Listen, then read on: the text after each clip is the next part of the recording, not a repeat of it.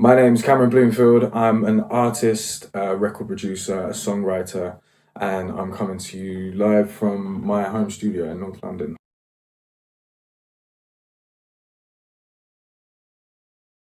I'm missing playing live a lot. I think it's something that's so core to so many artists is that direct connection that you have between yourself and the audience and the conversation that the songs that you're playing bring with it. Um, And as much as all of the alternatives have been fun to experiment with, and I think there's a lot of value in a lot of the streaming and the online elements of performance, it's just not the same. And I don't think it ever really can be.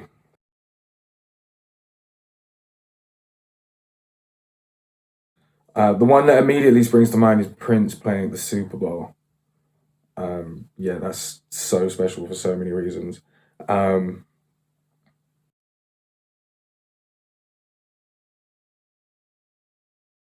Best live gig I've ever been to, D'Angelo at the Hammersmith Apollo. It would have been February 2015 when he was on the Black Messiah tour, and that hands down best live gig I've ever been to.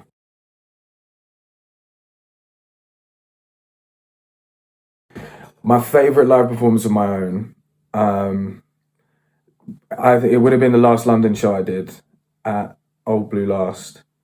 Not just because of how incredible of a night it was, but also it turned out that lockdown happened a couple months afterwards, and so it ended up being one of the last big celebrations and big gatherings with all the people that I love in my life as well. So that was, yeah, that's definitely my personal favorite.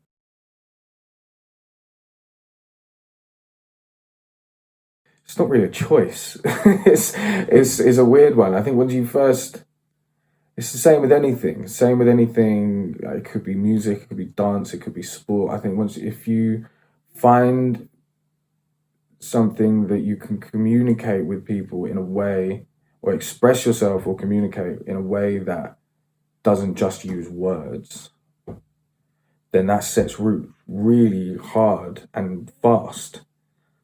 And that's something that doesn't ever really let go. And so when that's stripped from you, it's a bit of a wild feeling. So now that we're kind of hibernating before going back out into the world, it's it's it the level of importance has I don't think ever been realized before, not by me anyway. I don't know if anyone else is going to be in the same position, but um yeah, it's a very, very important thing.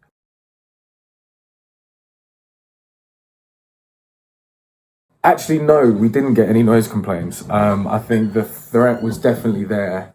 We've got very understanding neighbours, and I think knowing the power that the system had, I purposely didn't proper crank it. I gave it a little nudge, but there was definitely room at the top to blast it a little bit more. So um, yeah, we'll save that for the festival.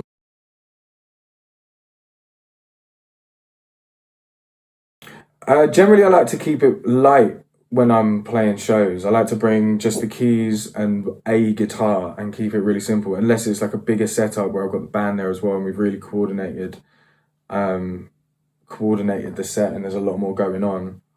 Um, but yeah, generally I just like to drive to my gigs and keep it as light as possible.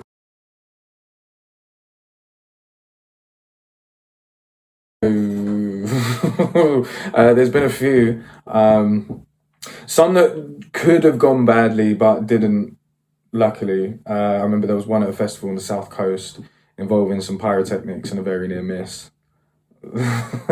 Well, I'm not sure whether I got the warning or just didn't hear it. But either way, we're alive to tell the tale.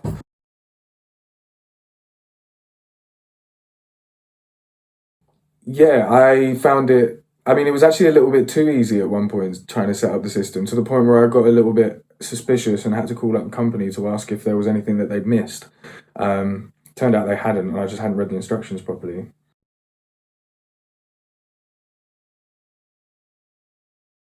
Yeah, the sound quality of the system was wicked. I just wish that we were in a space where I could have really cranked it and seen what it could have done.